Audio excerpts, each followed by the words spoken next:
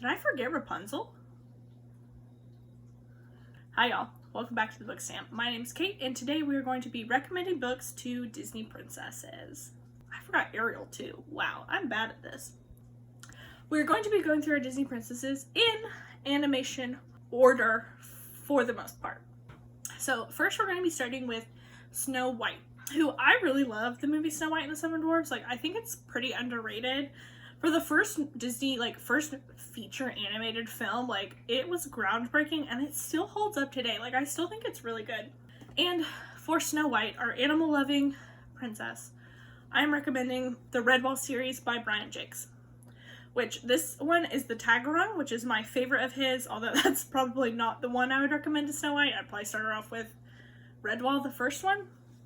But basically this series, if you've never read them, are about a group of personified animals who all live in an abbey and they fight vermin. So it's a very classic good versus evil story. And there's 20 of them. They're all so fun. I think she would really enjoy them and love the anthropomorphized animals, and it would just be great for her because I also loved this series as a kid, but it also holds up to rereads as an adult.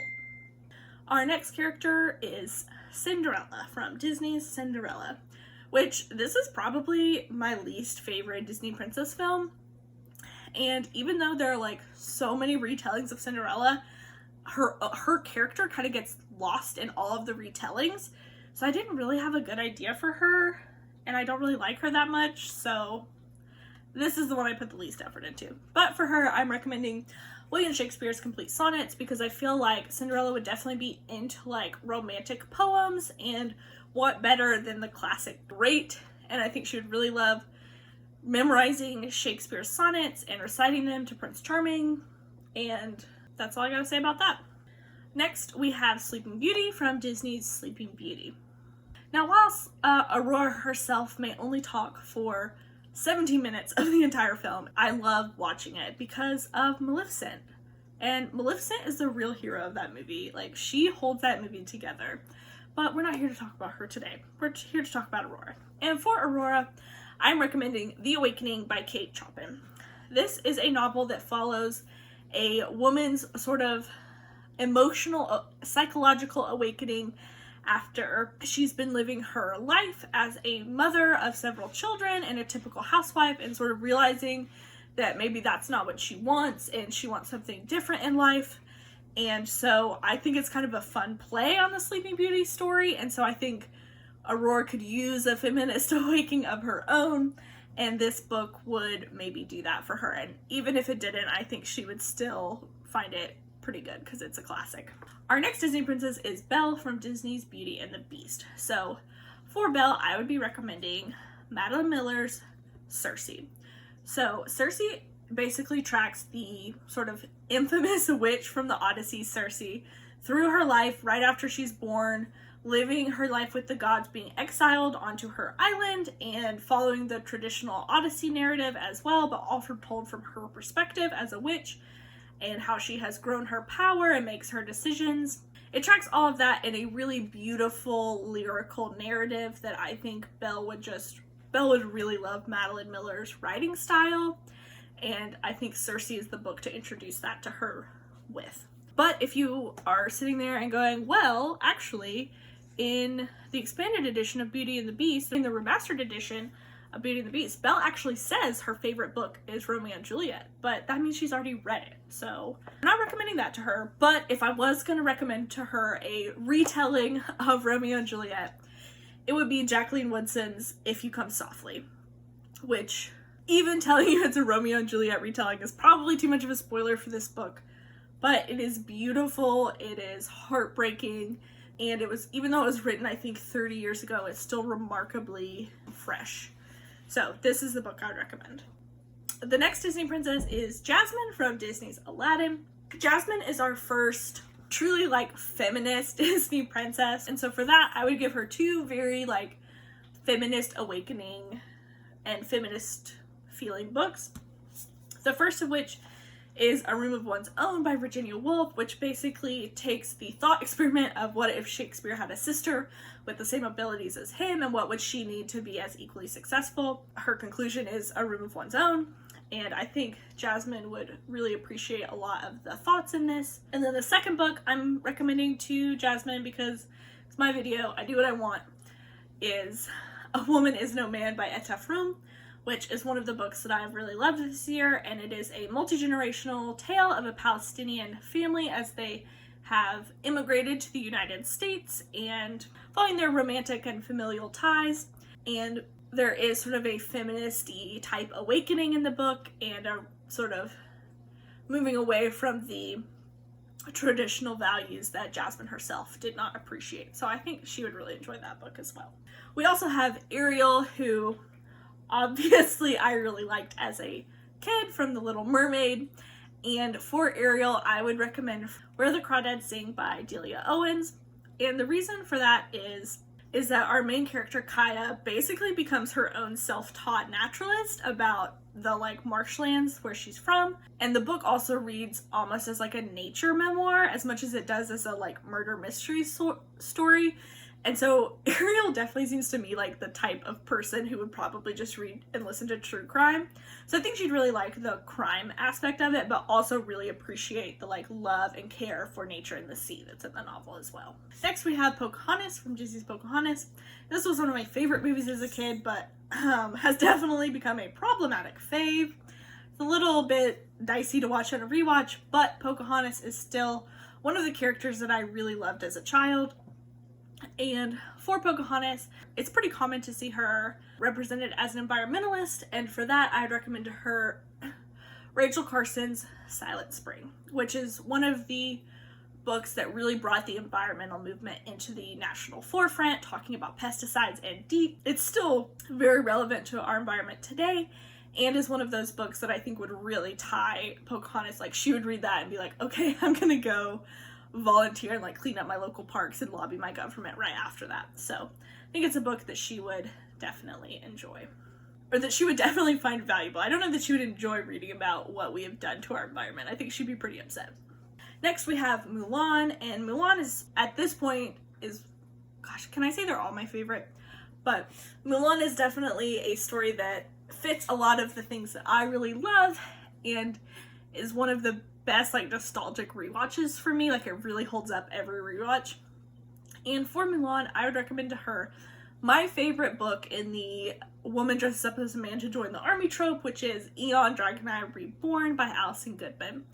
This is such an important book for me, where it's the first book that I ever read that had a trans character in it, and it really shaped my love for this kind of story. And so I think Mulan would really enjoy it, as it does have a lot of Asian influences in it, and she would really enjoy sort of seeing a story very similar to her own retold, and I think that's something she would really love. Next we have Tiana, and for Tiana, I definitely think that girl is focused on her career, she is focused on her restaurant, she is reading food books. I don't really read a lot of food books, but for Tiana, I definitely recommend Anthony Bourdain's book, because Anthony Bourdain has a real respect for other cultures and other cuisines, and I think that would really ring true to Tiana, and his ideas about food I think she'd find really interesting. So that's the book I'd recommend to Tiana. Next we have Rapunzel, and for Rapunzel from Disney's Tangled, and for Rapunzel I would recommend Anne of Green Gables. I read Anne of Green Gables the first time this year. Rapunzel has such an feel to them as characters. They have that same spunky attitude, they always look at the world in a positive light, they're obsessed with different things and really go all in on things, and just their characters have such similarity that I think Rapunzel would definitely really enjoy reading about Anne and her sacrificial nature for her family and how much she loves her family. And since Anne is an orphan and Rapunzel is separated from her family at birth, I think there would be a lot of similarities there that Rapunzel would definitely go back to Anne of Green Gables and read that whenever she needs a pick-me-up. Next we have Merida from the movie Brave. And while Merida is not one of the most beloved Disney princesses, my curly redheaded sister, my Scottish heritage sister. I really love Merida as a character. She's shooting for her own hand. She's finding her mom as a bear. Like, girl is gonna do it. And for her, like, it's kind of the obvious choice, but I definitely think she would love Outlander. Like, the Scottish history, whereas Claire comes back as a modern woman. Claire's shooting for her own hand type vibes. I think Merida would really love Claire as a character. And I think she would also really enjoy, like, reading about, like, her homeland and sort of, like, being like, this Sassenach, this outsider, this Outlander. I think she would just really enjoy, like, the fun bits like that, and it would definitely be her, like, trashy, guilty pleasure read. Next, we have Moana, and I have 2 books for Moana because I love Moana so much. I think Moana is the best of the Disney sort of 3D animation, hands down. It makes me cry every single time I watch it. Moana's amazing. And so for Moana, the first book I'm recommending is Island of the Blue Dolphins by Scott Odell, which this is a Newbery Medal winning book. I read it in elementary school, and it is about Karana, who is a native indigenous girl to some islands outside the coast of California, and basically gets left abandoned on her island after her entire tribe has to leave due to essentially colonialism. And it just really deals with her sort of growing through that journey of being alone for 12 years and really figuring out how to do all of these things on her own. And while it is written in like a very simplistic early like elementary school level, the themes are very, very complex, and I think Moana would really identify strongly with this book. And the second book I have is Hawaii's Story by Hawaii's Queen, Lily Okani. And this book basically tells the story of how Hawaii became a state, which essentially was that it was annexed by the United States government, and the queen was forcefully removed from her throne and trapped in her palace for over a year, basically by the pineapple barons of Hawaii. And so I think Moana would really love reading, like, not love, but like want to read this story of a fellow Pacific Islander and dealing with the themes of colonialism in this as well. I think would really resonate with Moana. And then sort of tacked onto the end, I have Anna and Elsa, our Snow Queen, our Ice Princess. While they are not a part of the Disney canon, that is only because Disney's afraid that they will totally monopolize any sort of group that they're a part of. But I did definitely want to include them on this list. For Anna, I'm recommending Bringing Down the Duke, which is a romance novel set in the UK around the time of the suffrage movement.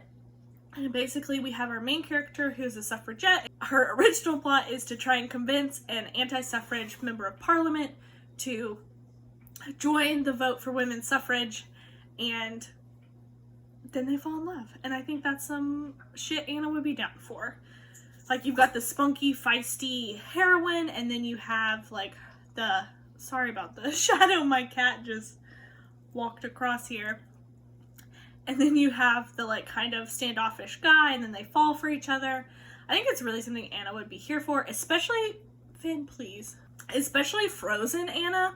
I like Frozen 2 Anna a lot more, but that book is definitely for Frozen 1 Anna. Like, she wants romance, you know it. And then we have Elsa, my Ice Queen, Queen of my heart. For Elsa, I'm recommending Untamed by Glennon Doyle, because we all know Elsa would be like freezing stuff with her snow power, saying, I am a goddamn cheetah. Like, we can all see it. And also, Untamed by Glennon Doyle talks a lot about Glennon's sort of understanding of her queerness, especially later in life, and coming out as queer. And we all know Elsa is a giant lesbian, and I think she needs that book to like let her know that about herself. And I think the world would be a better place for it. So that's the book I'm recommending to Elsa. Well, this has been so fun. Thank you all for watching. Please drop a comment down below if you have a recommendation for a Disney princess. If you think I got one completely wrong, if you have a better one for Cinderella, please tell me. Anyways, thanks for watching. See y'all later.